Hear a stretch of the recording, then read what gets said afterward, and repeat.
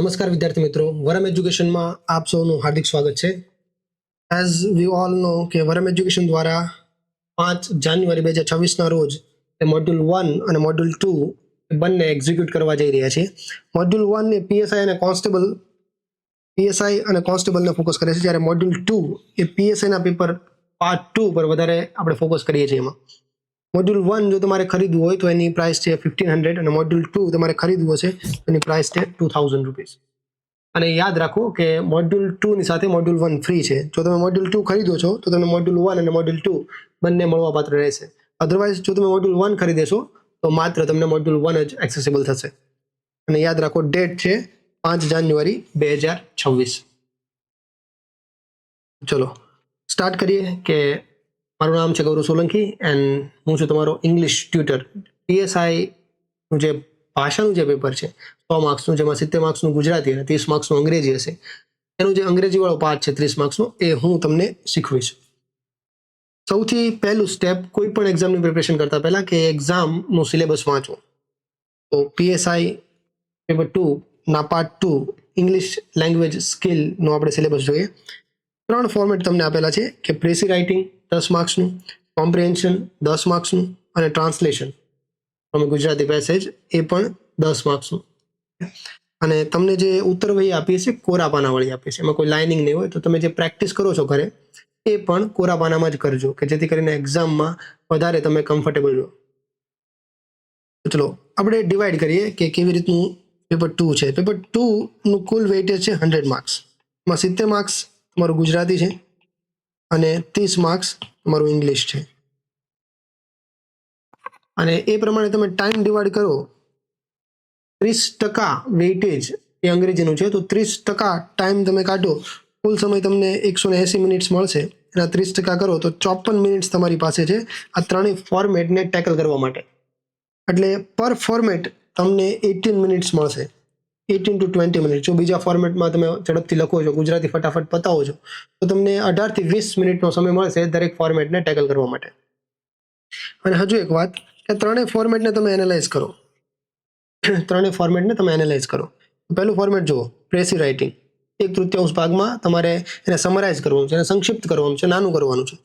લખ્યું છે કે પોતાના શબ્દોમાં, ઇન યોર ઓન વર્ડ્સ. બેઠું તમને જે આપ્યું છે એના સેન્ટેન્સ, અધૂરા સેન્ટેન્સને મૂકવાના નથી. 2 સેન્ટેન્સ જે તમને સારા લાગ્યા સેન્ટેન્સને ત્યાં બેઠા છાપવાના નથી, તમારા શબ્દોમાં એક્સપ્રેસ કરવાનું છે. આખો પેરેગ્રાફ સમજવાનો છે, પછી તમે શું સમજ્યા એ તમારા શબ્દોમાં તમારે કહેવાનું છે. સેમ એપ્લાય થાય છે કોમ્પ્રિહેન્શનમાં. પેરેગ્રાફ આપ્યો છે, કોમ્પ્રિહેન્ડ એટલે શું? કોમ્પ્રિહેન્ડ એનો મતલબ જ એવો થાય કે ટુ અન્ડરસ્ટેન્ડ, ટુ ગ્રાસ્પ, સમજવું, એને જ કોમ્પ્રિહેન્ડ કર્યું કહેવાય. તમે કેટલું સમજો છો એ સવાલ પરથી એ લોકો નક્કી કરશે. એક પેરેગ્રાફ આપ્યો, તમારે એને સમજવાનો છે. હવે તમે કેટલું સમજ્યા છો એ કેવી રીતે ખબર પડશે? તમને 5 સવાલ આપશે, એ 5 સવાલના તમે જવાબ આપો, એ જવાબને એ લોકો એનાલાઇઝ કરશે અને તમને માર્ક્સ આપશે કે તમે 8 માર્કનું સમજ્યા છો, 7 માર્ક્સનું સમજ્યા છો, કે 0 માર્ક્સનું સમજ્યા છો. ઓકે, તો એમાં પણ તમે પોતાના શબ્દોમાં તમારે લખવાનું રહેશે. અને ટ્રાન્સલેશન, તમને જે પેરેગ્રાફ આપ્યો છે એ પેરેગ્રાફનું તમારે ગુજરાતીમાં ભાવાનુવાદ કરવાનો છે. એનો ભાવ જળવાઈ રહેવો જોઈએ. જે વાત કહેવા માંગે છે, જે ઇન્ટેન્સિટીથી વાત કહેવામાં આવી છે, ઇન્ટેન્સિટી, ઓકે, એ આઈડિયા તમારા ટ્રાન્સલેશનની અંદર જળવાઈ રહેવો જોઈએ. તો ત્રણેય ફોર્મેટ એવા છે કે એમાં તમને કંઈક ઇનપુટ આપવામાં આવશે. એઝ એ ઇનપુટ તમને એક પેસેજ આપવામાં આવશે. ત્રણેય ફોર્મેટની અંદર એક ફકરો આપવામાં આવશે અને ફકરા પર તમારે એનાલિસિસ કરવાનું છે. એ ફકરાને તમારે વાંચવાનો છે, સમજવાનો છે, એનાલાઇઝ કરવાનો છે અને ત્યારબાદ તમારે આઉટપુટ આપવાનું છે, તમારે આન્સર્સ લખવાના છે. અને જ્યારે તમે જવાબ લખો તો લખવામાં પહેલું કાર્ય શું હોય? લખવાનું પહેલું કાર્ય હોય કે હું વાક્ય બનાવું, હું જે સમજો છું એને વાક્ય સ્વરૂપે હું પ્રસ્તુત કરું. તમે કંઈ રેન્ડમ શબ્દો તો એડ નહીં કરો, તમે પ્રોપર સેન્ટેન્સ બનાવીને તમારી જે અન્ડરસ્ટેન્ડિંગ છે એને તમે ડિલિવર કરશો. તો અંગ્રેજી ભાષાનું પહેલું કદમ છે સેન્ટેન્સ ફોર્મેશન. ઇંગ્લિશ રાઇટિંગનું પહેલું કદમ છે સેન્ટેન્સ ફોર્મેશન. કોઈ પણ ભાષા, અંગ્રેજી નહીં, કોઈ પણ ભાષા તમારે લખવી હોય ને તો એના 2 પાસા હોય. એક છે ભાષાના શબ્દો. એ ભાષાના શબ્દોની સમજ તમારે હોવી જોઈએ. ફોર એક્ઝામ્પલ કે હું આ માઉસ વિશે કંઈક બોલવા ચાહું છું, પણ આ શબ્દ જ મને નથી ખબર કે આને માઉસ કહેવાય, તો હું કેવી રીતે કહીશ? હું કંઈ ડિસ્ક્રિપ્ટ કરીશ કે કાળા કલરનું હોય, આવી રીતનો શેપ હોય, 2 ક્લિક હોય, એક સ્ક્રોલ બટન હોય, તો બહુ વાર લાગશે. તો એ ભાષાના શબ્દો તમારી પાસે હોવા જોઈએ. જ્યારે ભાષાના શબ્દો તમારી પાસે હશે ત્યારે જ તમે તમારા મેસેજને તમારા શબ્દોમાં લખો, એને તમે કન્વે કરી શકશો, તમારી સમજણને તમે સામેવાળાની સમક્ષ મૂકી શકશો. ઓકે, તો શબ્દો સૌથી વધારે ઇમ્પોર્ટન્ટ છે. એને તમે અંગ્રેજીમાં વોકેબ કહો છો. અને વોકેબ ક્યાંથી આવશે? વોકેબ પ્રેક્ટિસથી આવે. રોજે વાંચો, એવરી ડે. ઓકે, એક પણ દિવસ એવો ના હોવો જોઈએ કે જ્યારે તમે અંગ્રેજીનું 1, 2 કે 5 પેજ વાંચ્યા ન હોય. તો આ પ્રેક્ટિસ તમે કરશો એક્ઝામ સુધી તો સફિશિયન્ટ વોકેબ તમારું બિલ્ડઅપ થશે અને એક્ઝામની અંદર જે કંઈ પણ પૂછ્યું છે એને તમે તમારા શબ્દોમાં લખી શકશો. અધરવાઇઝ તમારી પાસે શબ્દો નહીં હોય તો ઉપરના પેરેગ્રાફના જે શબ્દો છે એ શબ્દોને જ તમે મોડિફાય કરશો, એ શબ્દોને જ આમ તેમ પકડીને લખવાની ટ્રાય કરશો. ઓકે, તો પહેલું છે વાંચો. વોકેબ માટે પહેલું છે રીડિંગ. ઓકે, એક્સેસિવ રીડિંગ રાખો. અંગ્રેજી ભાષાનું વાંચન તમારે રાખવું પડશે. અને અહીંથી પણ વર્મ એજ્યુકેશન દ્વારા પણ તમને આર્ટિકલ્સ અમે પ્રોવાઈડ કરીશું કે આ પ્રકારનું વાંચો. આર્ટિફિશિયલ ઇન્ટેલિજન્સને લગતા આર્ટિકલ્સ વાંચો કે જેથી એક્ઝામમાં કોઈ આર્ટિફિશિયલ ઇન્ટેલિજન્સને લગતો કોમ્પ્રિહેન્શન પૂછાય કે કોઈ પ્રેસી પૂછાય કે કોઈ ટ્રાન્સલેશન પૂછાય તો એના શબ્દોથી તમે માહિતગાર હો. એન્વાયરમેન્ટ ચેન્જ ને રિલેટેડ જે શબ્દો છે એનાથી તમે માહિતગાર હો તો એવો કોઈ આર્ટિકલ વાંચો. ગવર્મેન્ટ સ્કીમ્સ રિલેટેડ કોઈ શબ્દ હોય તો એને લગતો આર્ટિકલ વાંચો. લાસ્ટ ટાઈમ તમને પીએસઆઈનું જે મેઇન્સનું પેપર જુઓ એમાં જે ટ્રાન્સલેશન પૂછ્યું હ્યુમન વેલ્યુઝ પર આધારિત હતો, માનવીય ગુણ. તો હ્યુમન વેલ્યુઝને રિલેટેડ, હ્યુમન બિહેવિયર, સાયકોલોજીને રિલેટેડ જે શબ્દો છે એ શબ્દો સાથે તમારે પરિચિત થવું પડશે.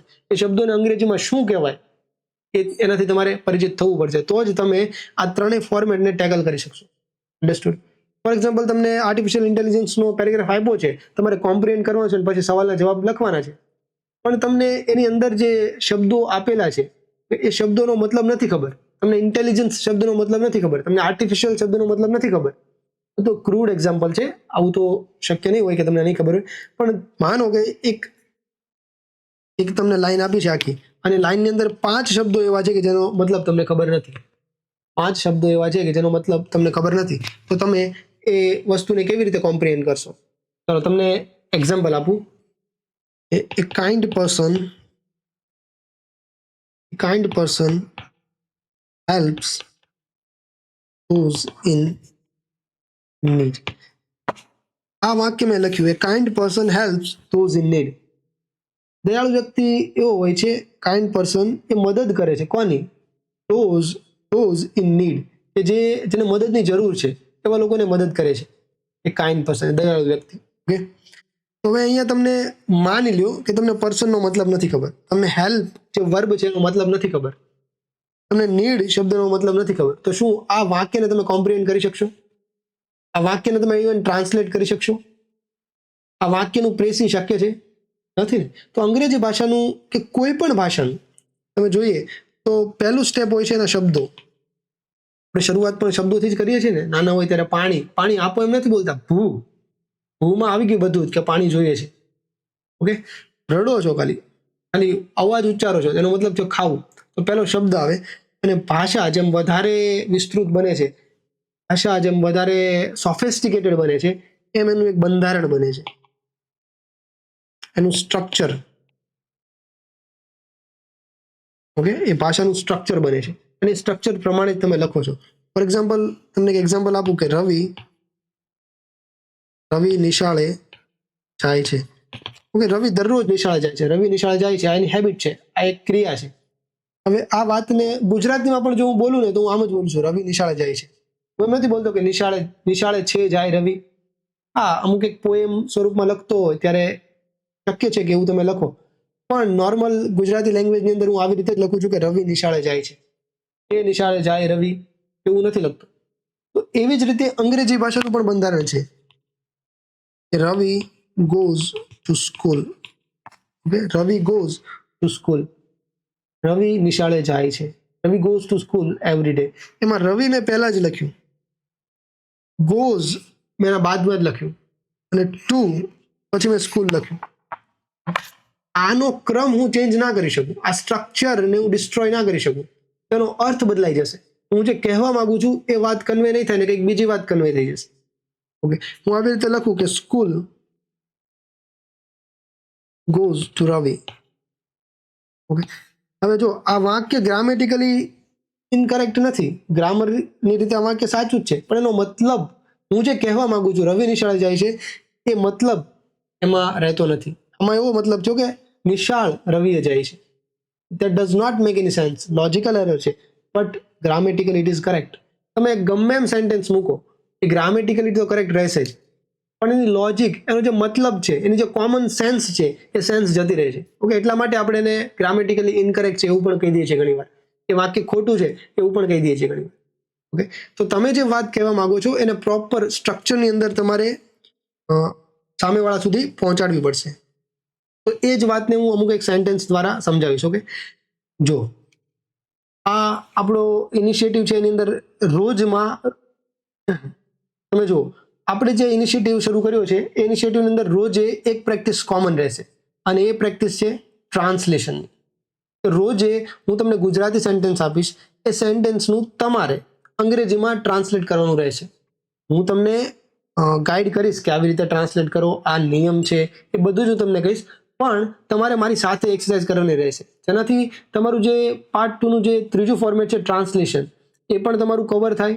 અને આ સાથે સાથે આ ટ્રાન્સલેશનની અંદર જે અંડરલાઇન કન્સેપ્ટ છે એ પણ આપણે શીખતા જઈશું. અહીંયા એનું એક એક્ઝામ્પલ તમને મેં આપ્યું છે કે પર્યાવરણનું સંરક્ષણ ટકાઉ વિકાસ માટે અનિવાર્ય છે. પર્યાવરણનું સંરક્ષણ ટકાઉ વિકાસ માટે અનિવાર્ય છે. તો જો આ સેન્ટેન્સથી આપણે શું સમજીશું? અંગ્રેજી ભાષાનું કોઈ પણ વાક્ય વર્બ વિનાનું ના હોય. આ અંગ્રેજી ભાષાનો ગોલ્ડન રૂલ છે, લખી લો. અંગ્રેજી ભાષાનું કોઈ પણ વાક્ય વર્બ વિનાનું ના હોય. વાક્યની અંદર વર્બ હોય અને હોય જ. તો અહીંયા કયું વર્બ છે ગોતો. પર્યાવરણનું સંરક્ષણ ટકાઉ વિકાસ માટે અનિવાર્ય છે. તો કંઈક છે, એક અસ્તિત્વ છે, એ જ તમારું વર્બ બની ગયું છે. આપણે બી કહીએ ને, બી, આઈ એમ ગુડ, શી ઇઝ કાઇન્ડ. આ એ પ્રકારનું સેન્ટેન્સ છે કે હું સારો છું, તે માયાળુ છે, દયાળુ છે, શી ઇઝ કાઇન્ડ. અન્ડરસ્ટુડ? એ પ્રકારનું આ સેન્ટેન્સ છે કે પર્યાવરણનું સંરક્ષણ, એને હું લખું પર્યાવરણનું સંરક્ષણ, એને તમે લખશો conservation of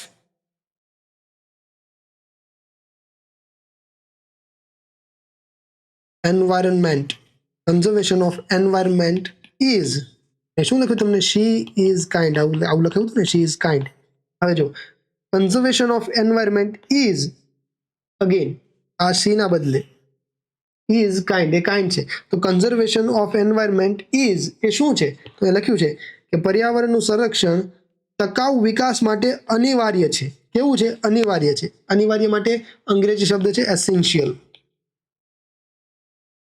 conservation of environment is essential. તેના માટે એસેન્શિયલ છે? Essential four sustainable development. Understood? તો આવી રીતે તમે આ સેન્ટેન્સને ટ્રાન્સલેટ કરશો સ્ટેપ બાય સ્ટેપ. હજુ પણ તમને કહું છું કે દરેક ટ્રાન્સલેશનમાં આ રોજે આપણે 5 થી 6 વાક્યો એવા લાવીશું કે જેમાં આપણે ટ્રાન્સલેશનની પ્રેક્ટિસ કરીશું. અને વાક્યની સાથે જ હું સમજાવીશ કે શા માટે મેં અહીંયા ઇઝ નો યુઝ કર્યો. અત્યારે આપણે એક ઓવરવ્યૂ લઈ રહ્યા છીએ, એટલે આપણે ઇન ડિટેલ જતા નથી કે બી નું સ્વરૂપ શું છે, અને ક્યારે ઇઝ વપરાય, ક્યારે એમ વપરાય, ક્યારે વોઝ વેર વપરાય. ઓકે, ક્યારે આવી રીતના સેન્ટેન્સ વાપરવા, એ ઇન ડિટેલ આપણે અત્યારે ચર્ચા નથી કરતા, પણ એક સ્ટ્રક્ચર હું તમને સમજાવું છું, અને સ્ટ્રક્ચર દ્વારા એના જે ગ્રામેટિકલ કન્સેપ્ટ છે એ પણ આપણે શીખતા જઈશું. ચલો બીજું એક સેન્ટેન્સ લઈએ કે હવામાન પરિવર્તન રોકવા સરકારને કડક પગલાં લેવા જોઈએ. અગેન મેં તમને પેલો ગોલ્ડન રૂલ શું શીખવાડ્યો હતો કે દરેક સેન્ટેન્સ વર્બ વિનાનું ના હોય. અહીંયા ગોતો વર્બ કયું છે?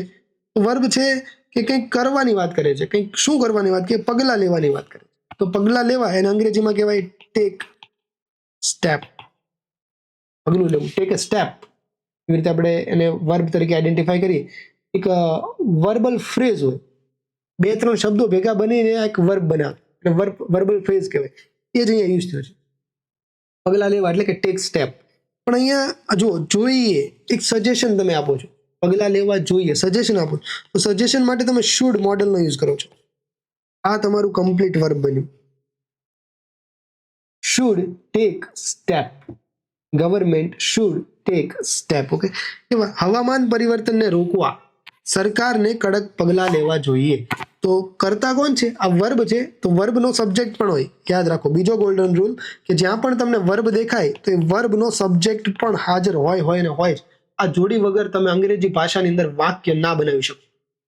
અને આ જોડી હંમેશા ફોલો થાય. એક વાક્યની અંદર બે વર્બ છે ને, તો એ જ વાક્યની અંદર બે સબ્જેક્ટ પણ હશે ને હશે જ. આ ક્યારેય બ્રેક નહીં થાય. ઓકે, તો અહીંયા તમે જોઈ શકો છો કે શુડ ટેક સ્ટેપ એ તમારું વર્બ છે, તેનો સબ્જેક્ટ શું છે કે સરકાર. તો લખો the government.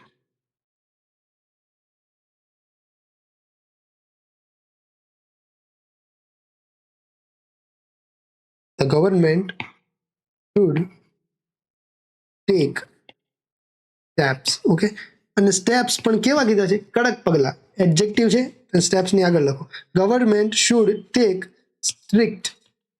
Government should take strict steps. શા માટે આ પગલા શા માટે લેવા છે? રીઝન દેખાડશે. તમે ટુ થી એડ કરો છો. ટુ હવામાન પરિવર્તનને રોકવા. રોકવું એટલે પ્રિવેન્ટ. ટુ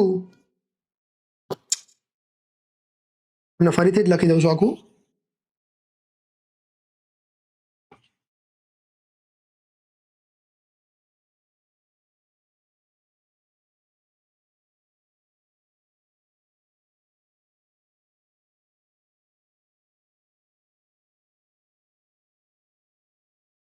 અહીંયા હતા કડક પગલા લેવા જોઈએ, પણ શા માટે? એ તમે રીઝન દેખાડો છો. Two prevent. ઓકે, રોકવા માટે. શું કીધું? રોકવા. એક પણ વર્બ છે, ઇન્ફાઇનાઇટ વર્બ છે, એટલા માટે તમે ટુ પ્રિવેન્ટ એવો ટુ પછી બેઝ વર્બ લખો છો. એ તમે રીઝન દેખાડો છો. To do this, to do that. હું આવું કરું છું to achieve this. You are preparing to become PSI. Okay, you are writing, you are learning right now to become PSI, to become a constable. Understood? તો આવી રીતે તમે two પછી verb મૂકીને રીઝન દેખાડો છો, કોઝ દેખાડો છો. ઓકે, સોરી, રીઝન દેખાડો છો.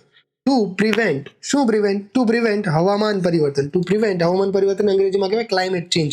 Two prevent climate change. Okay, તો આવી રીતનું તમારું સેન્ટેન્સ બનશે. અને શા માટે મેં આ સેન્ટેન્સમાં શુડ યુઝ કર્યું? કારણ કે સજેશન હતું. અને આવી રીતે આપણે અલગ અલગ મોડલ્સને સમજવાનો ટ્રાય કરીશું.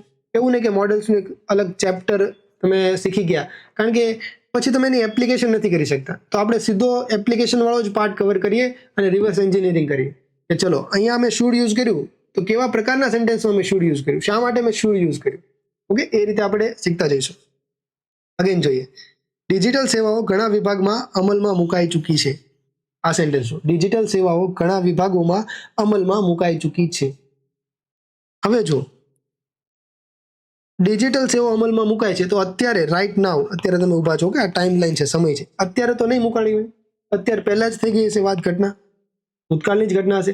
કોઈ ડિજિટલ સેવાઓ છે એસ્ટાબ્લિશ કરી હશે, ગવર્મેન્ટે નવા પોર્ટલ્સ બનાવ્યા હશે, નવી સર્વિસ ઇમ્પ્લિમેન્ટ કરી હશે, તો રિસેન્ટ પાસ્ટમાં જ કરી હશે ને, કે હું બોલી રહ્યો છું એ જ સમય નહીં કરી હોય, તો વર્તમાન તો નથી. પણ એ વાત ભૂતકાળમાં બની છે, પણ એની અસર હજુ છે, એ સેવાઓ હજુ કન્ટિન્યુ છે, એ સેવાઓ હજુ શરૂ છે. અધરવાઇઝ તમે એવા શબ્દોમાં પણ કહી શકો કે તમારો એક્સપિરિયન્સ છે, ગવર્મેન્ટનો એક એક્સપિરિયન્સ છે, તો એ વાતને તમે પૂર્ણ વર્તમાનમાં લખો છો. પૂર્ણ વર્તમાનમાં લખો. પૂર્ણ વર્તમાનની વાક્ય રચના શું હોય? હેવ અથવા હેઝ પ્લસ V3. અહીંયા એ જ મૂકશો. અહીંયા વર્બ શું તમારું? અમલમાં મૂકવું એટલે ઇમ્પ્લિમેન્ટ. ઓકે, તો લખો હેવ કે હેઝ માંથી શું વાપરશો તમે? ડિજિટલ સેવાઓ, ઘણી બધી સેવાઓ છે, તો હેવ. ઓકે, બહુવચન છે, હેવ ઇમ્પ્લિમેન્ટ. હવે વિચારો, આ વાક્ય does it make any sense? Digital services have implement, એનો મતલબ એવો છે કે ડિજિટલ સેવાઓ કંઈક ઇમ્પ્લિમેન્ટ કરે છે. નહીં, ડિજિટલ સેવાઓને બીજા દ્વારા ઇમ્પ્લિમેન્ટ કરવામાં આવ્યું, ગવર્મેન્ટ દ્વારા એ ડિજિટલ સેવાઓ ઇમ્પ્લિમેન્ટ થઈ છે. તમારું જે વર્બ છે ને, એ તમારા સબ્જેક્ટ ઉપર ફંક્શન કરે છે. વર્બ છે એ સબ્જેક્ટ ઉપર કાર્ય કરે છે. તમારું સબ્જેક્ટ એ ક્રિયા નથી કરતો, ક્રિયા સબ્જેક્ટ ઉપર થઈ રહી છે, એટલા માટે પેસિવ સેન્ટેન્સ છે. અને પેસિવ સેન્ટેન્સ પૂર્ણ વર્તમાન કાળમાં તમે કેવી રીતે લખો છો? Have been plus V3. Understood? તો એટલા માટે અહીંયા તમારો વર્બ શું બનશે? અહીંયા તમારો વર્બ બનશે હેવ બીન ઇમ્પ્લિમેન્ટેડ. હવે હેવ બીન ઇમ્પ્લિમેન્ટેડ લખ્યું હોય ને તેનો મતલબ પણ એવો જ લેવાનો તમારે કે વાક્ય પેસિવ છે અને ઇમ્પ્લિમેન્ટેશનની જે ઘટના છે ને એ રિસેન્ટ પાસ્ટમાં થઈ છે, એની અસર હજુ છે, એક પ્રકારનો એક્સપિરિયન્સ શો કરે છે. અન્ડરસ્ટુડ? તો લખો ડિજિટલ સર્વિસીસ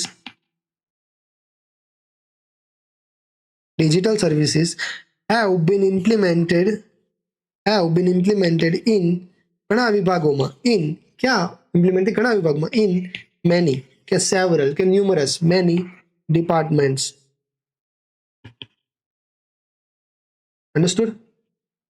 તો આ રીતે આપણે સેન્ટેન્સની અંદર જે ટેન્સ આવતો હશે, વર્બ કયા ટેન્સમાં લખવું, એક્ટિવમાં લખવું કે પેસિવમાં, એ પણ આપણે શીખીશું. ઓવરઓલ જે પણ રાઇટિંગ માટે જેટલું ગ્રામર જરૂરી છે ને એના પર આપણે ફોકસ કરીશું, કારણ કે એટલો સમય નથી કે હું તમને A to Z બધું જ ગ્રામર કરાવીને બેસું, અને એ પણ તમારી રિક્વાયરમેન્ટ પણ નથી. તમારે તો લખવાનું છે, સેન્ટેન્સ થ્રુ જ તમને માર્ક્સ મળવાના છે, કંઈ MCQ ફિલઅપ નથી કરવાના. તો હું તમને 2 ક્યાં આવે ને 4 ક્યાં આવે ને એની તમને શોર્ટકટ્સ તમને શીખવાડું તો અત્યારે ઇરરેલેવન્ટ છે. કે એ એન ધ ની ફિલ ઇન ધ બ્લેન્ક્સ તમને અત્યારે શીખવાડું તો એ ઇરરેલેવન્ટ છે તમારા PSIના પેપર 2 નું જે ઇંગ્લિશ છે ને એના માટે. આપણે આવી રીતે જ શીખશું કે આની અંદર એ એન ધ આપણે કેવી રીતે યુઝ કર્યો, શા માટે એ જ મૂક્યો, શા માટે એન મૂક્યો, શા માટે ધ મૂક્યો. ઓકે, આવી રીતે જ શીખશું. આગળનું સેન્ટેન્સ જોઈએ કે ભારત ઝડપથી તેની અર્થવ્યવસ્થાને મજબૂત બનાવી રહ્યું છે. ભારત ઝડપથી તેની અર્થવ્યવસ્થાને મજબૂત બનાવી રહ્યું છે. તો જ્યારે તમે કઈ વસ્તુ ચેન્જ થતી હોય ને, એક ચેન્જ દેખાડતા હોય ને, ત્યારે તમે ચાલુ વર્તમાનકાળ દેખાડો છો. અત્યારે હું તમને ચાલુ પૂર્ણ એવું બોલીશ, આગળ જતા હું તમને એમ જ કહીશ કે આવી વસ્તુને એમિઝાર પ્લસ વર્બના ING થી દેખાડે. ચાલુ પૂર્ણ એવું બધું યાદ નહીં રાખવાનું, એ કન્ફ્યુઝ કરે, માઇન્ડને ક્લટર કરે. અન્ડરસ્ટુડ? તો અહીંયા એમિઝાર પ્લસ ING વાળું ફોર્મ યુઝ કરું વર્બનું. તો મજબૂત બનાવી રહ્યું ને એને અંગ્રેજીમાં કહેવાય સ્ટ્રેન્થન. એક વર્બ તરીકે યુઝ કરો છો, મજબૂત બનાવવું, સ્ટ્રેન્થન, ટુ સ્ટ્રેન્થન એટલે મજબૂત કરું. એમિઝાર પ્લસ ING કરો કે ભારત, ઇન્ડિયા પછી ઇઝ આવશે ને એઝ એ શી તમે કન્સિડર કરો કે એઝ એ ઇટ કન્સિડર કરો, એ પાછળ ઇઝ લાગશે. તો India is strengthening. Understood? India is strengthening. શું લખ્યું છે? ભારત ઝડપથી તેની અર્થવ્યવસ્થાને મજબૂત બનાવી રહ્યું છે. India is strengthening its economy rapidly. આવું રેપિડલી કરી રહ્યું છે, એકદમ ઝડપથી કરી રહ્યું છે. અન્ડરસ્ટુડ? તો આવી રીતના જે નાના નાના નુઆન્સીસ છે, જે ગ્રામરના નાના જે કન્સેપ્ટ છે, કે શા માટે રેપિડલીમાં પાછળ ly લગાડ્યો, શા માટે મેં રેપિડ એવો શબ્દ યુઝ ના કર્યો, શા માટે મેં ઇઝ પ્લસ ING નો યુઝ કર્યો, ઓકે, શા માટે મેં ઇટ્સ લખ્યું, મેં કેમ આવી રીતે ના લખ્યું, ઘણા લોકો આમ લખતા હોય છે ઇટ્સ, કેમ એવું ના લખ્યું. તો આ બધા જ નાના નાના જે નુઆન્સીસ છે એને આપણે કવર કરવાની ટ્રાય કરશું થ્રુ ટ્રાન્સલેશન, અને આ એક્સરસાઇઝ આપણી કોમન રહેશે. Okay, as we talked earlier. ચલો, તો આજનું આપણું જે સેશન છે એને આગળ વધારીએ, અને રોજે કે દરેક સેશનની અંદર આપણું જે આપણી જે મોડસ ઓપરેન્ડી હશે એ આવી રીતની જ રહેશે. આમાં મોર ઓર લેસ ચેન્જ થશે તમારી રિક્વાયરમેન્ટ પ્રમાણે, બાકી તો આપણે આવી રીતે જ જઈશું કે અમુક એક ટ્રાન્સલેશન આપણે શીખ્યા, અમુક સેન્ટેન્સ લાવો, એ સેન્ટેન્સમાં સારા વોકેબ હશે, ગ્રામરના કન્સેપ્ટ હશે એને કવર કરતું હશે, એ તમે શીખ્યા, એની અન્ડરસ્ટેન્ડિંગ લીધી. ત્યારબાદ તમે 3 માંથી એક ફોર્મેટ પર આપણે ફોકસ કરીશું કે ચલો હવે પ્રેસીને આપણે ટેકલ કરીએ, હવે રીડિંગ કોમ્પ્રિહેન્શનને ટેકલ કરીએ, કે પછી હવે ટ્રાન્સલેશન એઝ અ પેરેગ્રાફ તમને આપ્યો હોય એને પણ આપણે ટેકલ કરીએ. અને એ જ દિશામાં આજે પહેલું સ્ટેપ છે કે પ્રેસી રાઇટિંગ. ઓકે, તો જોઈએ પ્રેસી રાઇટિંગ શું છે. પ્રેસી એટલે શું કે સંક્ષિપ્ત કરવું, તમને જે વાત આપી છે વાતને ટૂંકમાં કહેવી. તમે મૂવીનું એક્ઝામ્પલ ઘણી જગ્યાએ સાંભળ્યું હશે કે તમે એક મૂવી જોયું છે, તમારા ફ્રેન્ડ્સને કહો છો, 3 કલાકનું મૂવી તમે 5 મિનિટમાં એને કહી દો છો, એ મૂવીનો ક્રક્સ તમે એને ડિલિવર કરો છો. તો એ જ વસ્તુ અહીંયા કરવાની છે. તમને 300 શબ્દ આપ્યા છે, અરાઉન્ડ 300, લાસ્ટ PSN એક્ઝામમાં એટલા હતા, અરાઉન્ડ 300 વર્ડ્સ તમને આપ્યા હતા, એનું 1/3 કરવાનું, અરાઉન્ડ 100 શબ્દોની અંદર તમારે કહેવાનું છે કે ઉપર જે વાત કહીને એ ટૂંકમાં આ વાત હતી. ઓકે, તો એ જ એક્સરસાઇઝ આપણે કેવી રીતે કરીએ ને અહીંયા જોઈએ, પછી એના નિયમ શીખીએ. આપણે પહેલા જોઈએ પેસેજ આપ્યો, એ પેસેજને કેવી રીતે વાંચવું અને એમાંથી શું શોધવું ને એ આપણે પહેલા ડિસ્કસ કરીએ. ચલો તમે પેરેગ્રાફને મારી સાથે વાંચવાની ટ્રાય કરો. આર્ટિફિશિયલ ઇન્ટેલિજન્સ, પહેલા શબ્દમાં તમને ખબર પડી કે they are talking something about artificial intelligence. Artificial ઇન્ટેલિજન્સની વાત થઈ રહી છે. હું અહીંયા હાઇલાઇટ કરી રહ્યો છું, તમે એક્ઝામની અંદર અંડરલાઇન કરો.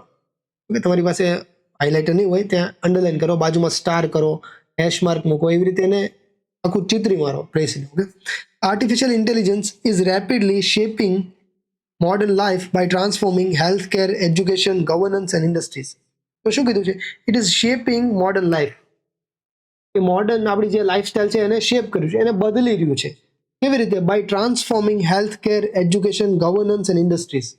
આપણું એજ્યુકેશન બદલે છે, હેલ્થકેર બદલે છે, ગવર્નન્સ બદલે છે, અને આપણી ઇન્ડસ્ટ્રીને પણ એ ચેન્જ કરી રહ્યું છે, અને એના થ્રુ આપણી લાઈફને એ ચેન્જ કરી રહ્યું છે. આગળ વાંચીએ. It enhances efficiency, accuracy and speed in decision making. It enhances efficiency, accuracy and speed in decision making. એ એનહાન્સ કરી રહ્યું છે. શું? તો કે એક્યુરસી, સ્પીડ એની અંદર ઇન ડિસિઝન મેકિંગ. તો અગેન આ વાત મેં રિપીટ જ કરી. શરૂઆતમાં મેં શું કીધું હતું? Artificial intelligence is rapidly shaping modern life. આપણી લાઈફને શેપ કરી રહી છે. હવે આગળ કીધું કેવી રીતે? જો, ઇટ એન્હાન્સીસ, એ વધારે છે. શું? એફિશિયન્સી વધારે છે, એક્યુરસી વધારે છે, અને તમારી સ્પીડ પણ વધારે છે ઇન ડિસિઝન મેકિંગ.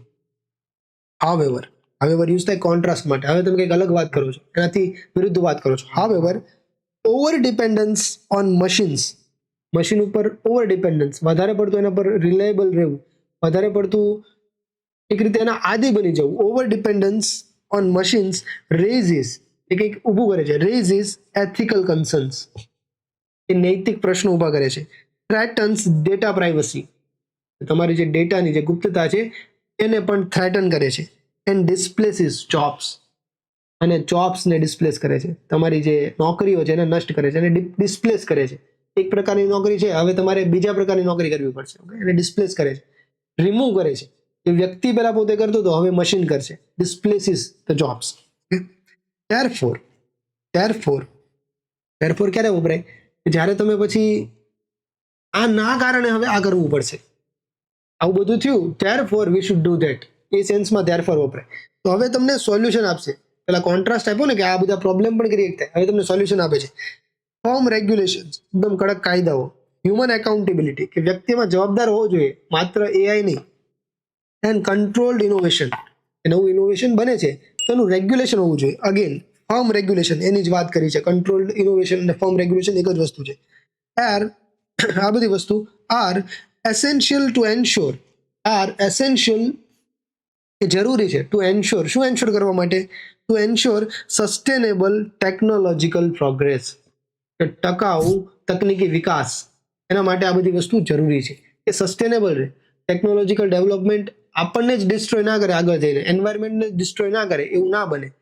એટલે કે એ સસ્ટેનેબલ બને, એટલા માટે આ બધું જરૂરી છે. શું? કે firm regulation, human accountability and controlled innovation, આ ત્રણની જરૂર છે. હવે આ પેરેગ્રાફને તમે એનાલાઇઝ કરો. પેરેગ્રાફમાં તમે શું શીખ્યા?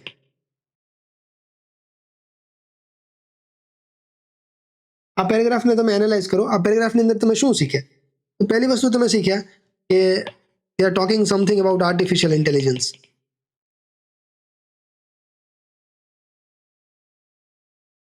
ઓકે, હવે આર્ટિફિશિયલ ઇન્ટેલિજન્સ છે એ મોડર્ન લાઈફસ્ટાઈલને અસર કરે છે. Okay, that affects our life, our modern lifestyle, આપણી લાઈફસ્ટાઈલને અફેક્ટ કરે છે. ઓકે, અને બીજી વસ્તુ છે અફેક્ટ્સ પોઝિટિવલી. તમે શું કીધું છે કે એનહાન્સ એફિશિયન્સી, એક્યુરસી અને સ્પીડ વધારે છે, તો affects positively our life.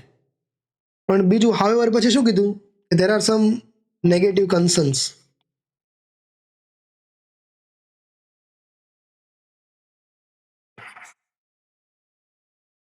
There are some negative concerns.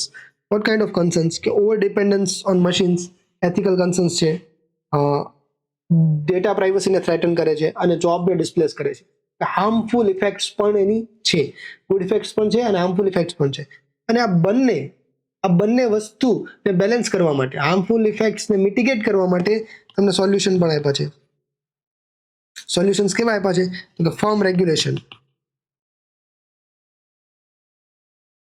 Controlled innovation અને હ્યુમન એકાઉન્ટેબિલિટી, આ ત્રણ વસ્તુ દ્વારા તમે વાતને રેગ્યુલેટ કરી શકો છો. અન્ડરસ્ટુડ? તો હવે આ જે વાત છે, આ જે ત્રણ મુદ્દા છે, અમે ત્રણ મુદ્દા એક્સટ્રેક્ટ કર્યા છે. આ ત્રણેય મુદ્દાને મારે મારા શબ્દોમાં લખવાના છે. આ ત્રણેય મુદ્દાને મારે પોતાના શબ્દોમાં લખવાના છે. આને કહેવાય પ્રેસી રાઇટિંગ. આ પેરેગ્રાફ છે, આ પેરેગ્રાફને હું તોડું, ફોડું, એને સમજું, એને કોમ્પ્રિહેન્ડ કરું, સમજી લઉં, અને ત્યારબાદ એનો જે ક્રક્સ છે, અમે એનો ક્રક્સ કાઢ્યો ને કે it is talking about artificial intelligence અને એના પોઝિટિવ ઇફેક્ટ છે as well as there are negative effects. બંને છે, પોઝિટિવ નેગેટિવ. હવે નેગેટિવ છે એને તમારે મિટિગેટ કરવા છે, તો અમુક સોલ્યુશન્સ પણ છે. તો નાની અમથી વાત છે, આ વાતને મારે ટૂંકમાં કહેવાની છે, આટલી બધી વસ્તુ નથી કહેવાની. અન્ડરસ્ટુડ? તો એને કેવી રીતે લખીશ, આ આપણે કેવી રીતે એટેન્ડ કરીએ આપણે જોઈએ, word by word, line by line. Okay. Artificial intelligence is rapidly shaping modern life by transforming health care, education, governance and industries. It enhances efficiency, accuracy and speed in decision making. Okay. તો આખી જે line છે એને હું એક simple શબ્દોમાં આવી રીતે લખી શકું કે artificial intelligence is affecting modern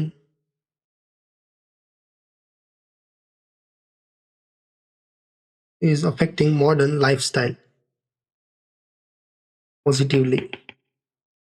Understood? Artificial intelligence is affecting modern lifestyle positively, એને હકારાત્મક રીતે એને અફેક્ટ કરે છે. ઓકે. Across sectors. એવું કેમ લખ્યું એક્રોસ સેક્ટર્સ? કારણ કે ઘણા બધા સેક્ટર આપ્યા છે ને તમને, કે health care, education, governance, industries.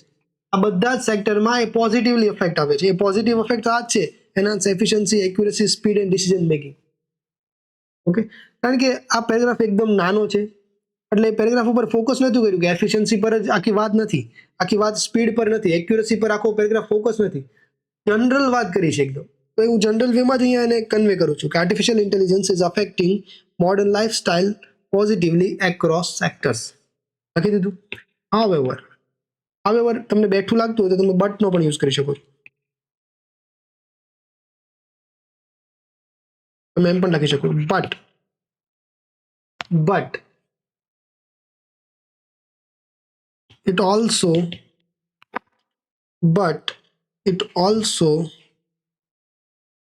have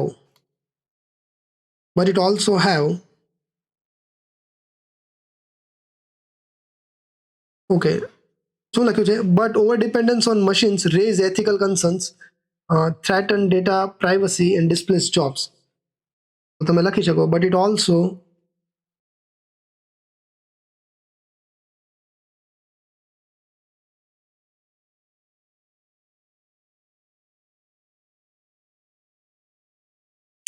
તમે લખી શકો but it also creates issues like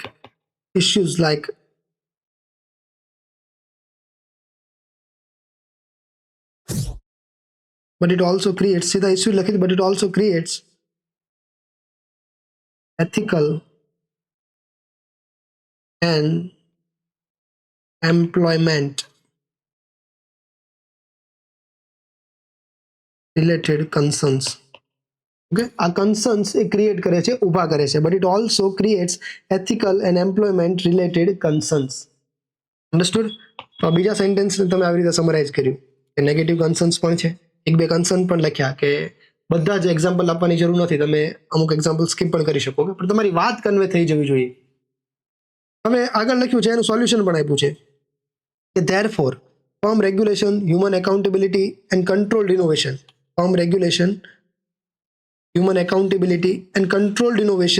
are essential to ensure sustainable technological progress. તો આ જ આવું therefore મેં કેમ લખ્યું અહીંયા, બટ કેમ લખ્યું? ઓકે, કારણ કે એ એક લોજિકલ ફ્લો ને મેન્ટેન કરે છે. તમે વાંચતા હોય ને તો ખબર પડે કે હવે આ વાત વિરોધની શરૂ થાય છે, હવે વાત સોલ્યુશનની શરૂ થાય છે. અન્ડરસ્ટુડ? એક લોજિકલ ફ્લો મેન્ટેન તમારી પ્રેસીમાં પણ હોવો જોઈએ, કોમ્પ્રિહેન્શનમાં પણ હોવો જોઈએ અને ટ્રાન્સલેશનમાં પણ હોવો જોઈએ. એના માટે તમે આ શબ્દો યુઝ કરો છો, બટ, ધેરફોર, હાવેવર. ઓકે, તો એવું નથી કે બધા જ શબ્દોને ચેન્જ કરવાના. તમારા શબ્દોમાં લખવાનો મતલબ એવો નહીં કે અહીંયા જે શબ્દો આપ્યા છે એનો યુઝ જ નથી કરવો. તમે કરી શકો છો, પણ તમારા શબ્દોમાં. Okay, therefore. હવે હું મારી રીતે વાક્ય બનાવવાનું છે. ધેરફોર શું જરૂરી છે? તો ફર્મ રેગ્યુલેશન. તમે લખી શકો સ્ટ્રિક્ટ લોસ, સ્ટ્રિક્ટ રેગ્યુલેશન કે સ્ટ્રિક્ટ લોસ, કડક કાયદાઓ. Okay, firm regulation, strict loss, human accountability and human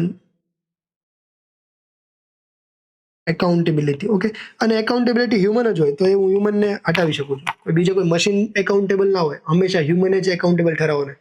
તો therefore strict loss and accountability, strict loss and accountability are essential to ensure, are essential to ensure. એના બદલે હું લખું કે must be ensured.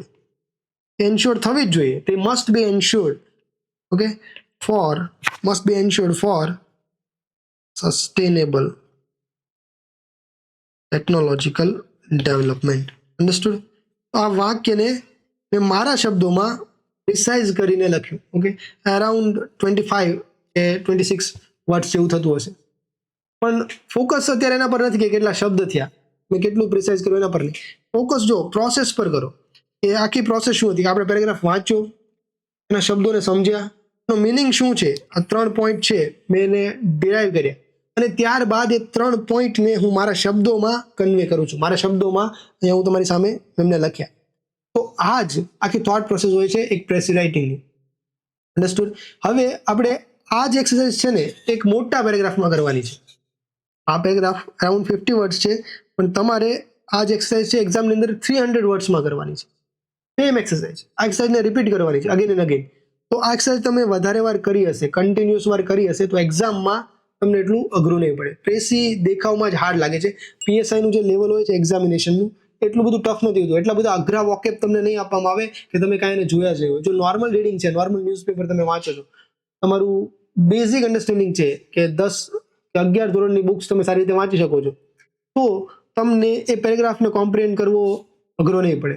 તકલીફ ક્યાં પડશે? તમારા શબ્દોમાં લખવા. અને એ જ આપણે રોજની જે એક્સરસાઇઝ છે એની અંદર પ્રેક્ટિસ કરીશું. ઓકે, અને અહીંયા પ્રેસી 2 મેં તમને આપેલી છે, એ તમે હોમવર્કમાં મને લખીને આપશો. ઓકે, તમે આની સ્ક્રીનશોટ લઈ શકો છો અને તમારી રીતે જે આપણે અગાઉ જે પ્રોસેસ ફોલો કરી એ જ પ્રોસેસને અહીંયા પણ તમે ફોલો કરો.